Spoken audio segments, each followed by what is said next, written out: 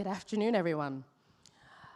Digital inclusion is essential to greater economic empowerment. We know this, and today we're going to have a special focus on Africa and explore how digital innovation can benefit everyone in Africa, especially women.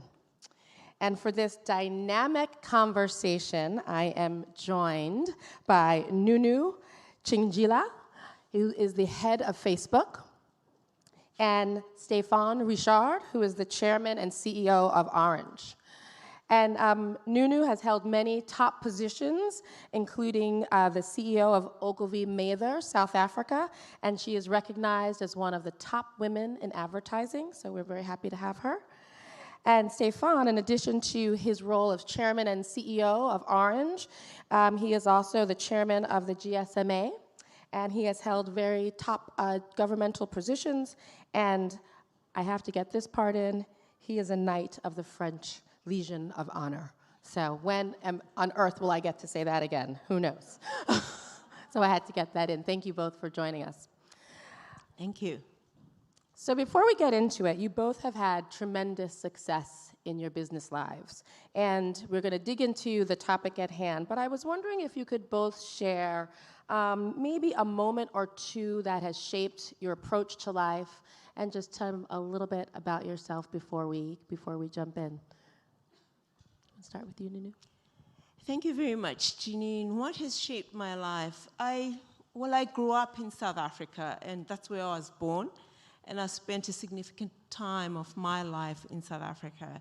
And for those of you who know South Africa for a very long time, particularly when I grew up, that's a country that had a systematic and structural exclusion of a majority of the people that lived in the country.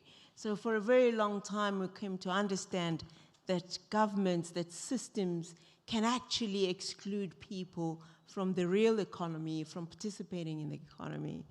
So what I have done a lot in the work that I've done, in all the jobs that I've occupied, I've made it my mission to always look at how can I, in a very small way, continue to take down those structural exclusions that we see, whether it's excluding women, whether it's about excluding minorities, and in some instances, majorities, but how sometimes we exclude people from the economy. So that's the lens that has shaped my career, and that's the lens that I bring to any job that I take.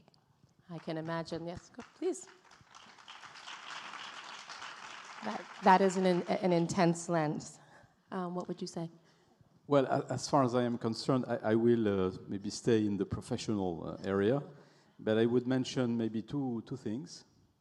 The first is discovering Africa, because before joining Orange 10 years ago, I didn't really know Africa. And thanks to our presence in this continent, which is, as you know, very large, I have been discovering Africa. It's an incredible continent with incredible people, with incredible challenges also. And this is something I do believe that will change the rest of my professional life. And maybe the second point, which is very different, but still related to Orange and the history of Orange, is that when I joined this company 10 years ago, the company was in the middle of a very strange, but very painful and very strong internal crisis. Maybe you remember this. It was the time when suicides within the company were committed in France. And of course, it was a very striking experience for me to try to restore the human link also within the company. And just to say, I draw from this experience the lesson that the first cause of probably violence in professional environment is management, or is bad management.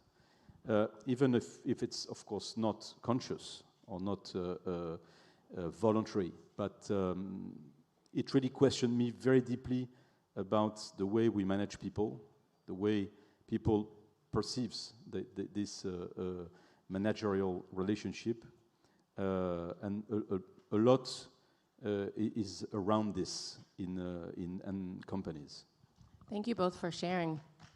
And I wanted to start there because I think as we talk about all of these issues, sometimes we overlook how our individual experience, our perceptions influence our action and influence the priorities that are taken in companies. So I'm glad we can start there. I do want to go back to one of the points that you made, and maybe you both could share just to give everybody a sense. We know that looking at Africa, there is so much promise there, and I'm wondering just from a top-line perspective, if Nunu you can share and Stefan you can share, the opportunity of Africa overall in the context of your business for Facebook and Orange respectively, but also just broadly speaking. Broadly speaking, Africa is in such an interesting place. If you look at Africa, perhaps by 2025, particularly I look after Sub-Saharan Africa, so I'll refer to Sub-Saharan Africa. By 2025, we're going to have 1.4 billion people. If the world is going to have about 8 billion or 8.2 billion people, Africa is going to contribute to 40% of that growth from today to 2025. So that's a huge number of people that are going to come from this region. As the speaker said a little earlier, a lot of those people are under 25. In fact, 60% of the continent will be under 25. That's a lot of young people. And naturally, half of them are women. That's the continent that we look at. So when we go into Africa, what we're trying to do, or the question we're asking ourselves, is that are those numbers going to be the next dividend? Is this the next emerging dividend for the world? Or are we actually looking at an emerging catastrophe? And as Facebook, we'd like to look at it as the former. How can we harness the population that's going to come out of Africa? How can you harness the youth coming out of Africa? How can we harness ingenuity such that the continent is not a recipient of innovation, but actually it is a hub for innovation for the world? Thank you. Well, for me, very, very simply, Africa is probably the place in the world, the continent in the world, that could benefit the most from technology and especially what we call digitization. I mean, the emergence of networks, of mobile broadband, of affordable smartphones. When you see those incredible phenomena like mobile money in Africa, like connected agriculture, even if it's still simple, you can imagine how those simple, accessible technologies can really change the game in Africa. And the experts are often talking about the leapfrog phenomenon, but we are here. We are at this very precise moment of history where, in my view, Africa can really embrace the future and the development with unlimited potentialities, thanks to technology and to digitization. So when it's about opportunities around digital revolution and technology, Africa is the #1 continent in the world. Okay, I'm really excited. I think we all need to schedule some trips. I think the way you've framed the opportunity that is in Africa makes it clear why we're having this conversation. So I just want to uncover so we are all on the same page. So clearly everything is digital. Digital is key to the growth. But for the purposes of this conversation and really focusing on how women can continue to grow and gain equality, what specific elements of the digital revolution are we looking at? Is it access? Is it the actual coding skills? Is it actually having people, the actual technology that has to be built? What are the things that are most critical to you and to the business? I think for us, Jeanine, it's all of the above. And perhaps we tend to prioritize some of the other, but it's all of the above. We have to talk about STEM, we have to talk about skills, we have to talk about just inclusion, even going directly to financial inclusion. the one thing that we have focused on, we can focus on so many things. The one thing that really has excited us is the ability to take technology and the platforms that have been created today really to create some of the businesses in Africa. And what we do through a program that we call She Means Business, we train huge number of women who are coming into business. You cannot believe that through technology, as he has referenced, you can literally see women. Women in our research are the fastest adopters of technology, and that is good. We see more women adopt technology to drive their businesses, so we tend to focus on women in business. I'll give you an example of a beautiful company coming out of Kenya. This is a company that decided they are going to change the distribution of jewelry out of Kenya. And literally, women throughout Kenya that are living in rural areas, peri-urban areas, with the power of a cell phone and just a little bit of data, can suddenly build jewelry based on an order that's coming out from a global retail chain, either coming out of the United States, coming out of the UK. Literally, they can sit in their village and take orders from these global giant systems. So now you've taken a woman from a point where she used to make a necklace, go to the market, and hopefully they sell that necklace, and they don't know where that necklace is going to end. So they actually never even get the true value of the craft that they do. Today, they know exactly which store in the United States, which store around the world needs what kind of necklace, and through their mobile technology, they're able to take orders, deliver orders, and that's what we mean by using technology to actually change real outcomes of women. They don't have to leave their rural areas. They stay in those places. They don't have to go to towns. They stay there and interact with the global economy. And that, for me, is real empowerment and real outcomes. That's a wonderful example. I hope you'll be sharing all of the details of how we can get all the jewelry after the session out in the back. Same question in terms of Sure. how do you approach it? Well, the first thing that I would say is that in Africa, I do think that the telecom players, telecom operators, have really a critical role to play in digitization. Probably more, once again, than anywhere else in the world, because the big internet companies like Facebook, for instance, or other ones, they need really us to penetrate Africa and to get into Africa. In Africa, a company like Orange has over 100,000 points of contacts with the population. Only us, Orange. This is just to say that I think we are the only players in the economy that have this capacity to really distribute very deeply the technology. Now, this being said, access is still a challenge, of course, because, as you mentioned, you have still in Africa a majority of the population living in rural areas, and especially women, because there are more women in those rural areas than in the big cities. And clearly, at least in sub-Saharan Africa, access is still a challenge. We think that there are still 800 million people that are not connected to internet in the world because of a lack of network, and half of them are in Africa. So it means that the operators have still to invest massively into the networks, and that's, of course, what we are doing. We invest over 1 billion euros every year in Africa. And maybe the number two points that I would mention is about skills.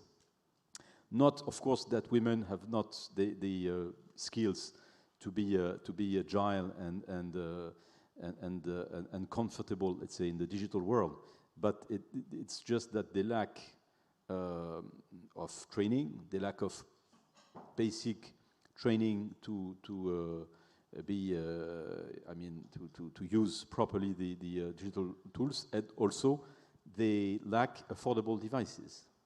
And this is also something that we are doing At Orange, we have been able to offer a smartphone, of course, basic one, at $20 in Africa.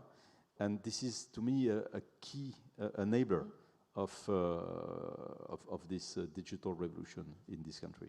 Yep, give that some applause. You've both talked about, I cannot believe that's how much time I have left. I'm ignoring that. I wanted to get into both of you from your leadership positions, clearly are taking the lead on this issue in a very passionate way. And I'm curious if you could speak a little bit about how, from a leadership perspective in the company and what you're doing culturally in the organization to help employees stay focused on these issues and bring them to the forefront. So, I'll start. I wanted just to mention 2 or 3 very quickly things that I'm very proud of in terms of women in Africa. I would like to mention a special app that we developed in Cameroon for pregnant women. 170,000 women use this app. I want to mention a service that we implemented in Egypt, avoiding harassment for women when they recharge their phone.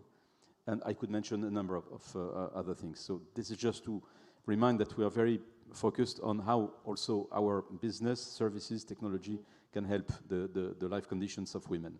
Now, in terms of leadership, I have a very simple answer. If you want to be more maybe efficient and focused on women in society and among your customers, among your global environment, you have to also have women in your executive team. If I take the example of Orange, the head of French operations, which is more or less 50% of the company, is a woman since 2010. So it's been 10 years, 2 different women. The head of innovation in the company is a woman. The head of communication, who is here, and the brand is a woman. The head of corporate responsibility, also Christine, is a woman. So yes, I do think that a strong presence of women in the leadership team is a key point, obviously, but not just in specific functions. The head of human resources is a woman also, but also in operational domains. We have women as CEOs in several African countries. And, really, it changes deeply the situation. So this would be my first contribution or to give to this domain. You have to, once again, to create a larger room and larger opportunities for women. Thank you. Apparently, go ahead. No, please. We're very fortunate in the region that actually the team that I work with is 75% women, so we have no shortage of women at all. At all. I love that. I think we have to get to our call to action. Yes, thank you. So looking at, I know we just touched on so many topics, but I think some of the examples that you gave are really strong examples of how you can make a difference. I'd love for you to just give a quick focus on what action can we do now to increase and improve digital outcomes for women in Africa. This is what I believe we can do. I mean, there is so much to be done, and I'm sitting here and I'm appealing to you as corporations. I think Africa is sitting really at the precipice of being an amazing, amazing opportunity for the world, and I think that the world needs that. So my call to action is as follows. We cannot have a situation where only 30% of the people in the world are connected to the internet, and good internet. So whatever company you're in, please join us. Please join us, join Orange and us in making sure that we actually change the digital divide and the digital apartheid that we see in the world. Because if Africa is left behind from a digital point of view, I think that the entire world will be worse off. And women in particular, if women don't do better, those economies won't do better. Very quickly, I run a telecom company, so I will talk about telecom and networks. As I mentioned, there is still a digital divide in the world, but mainly in Africa. I recently published a small book called Human Web, which is about this problem of digital divide. And what I see is that the telecom players alone cannot fix this problem.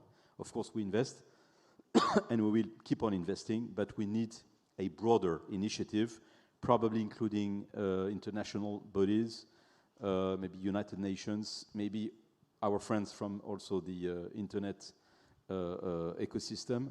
But we need to do that, because the day we provide an internet access, affordable internet access to the whole Africa, really that will be a game changer for this continent. Well, thank you both. I see there's a big partnership that could potentially happen right here on this stage. Thank you both for your leadership, for your insights. Apparently, we are out of time. Thank you all for joining us for this session. Thank you.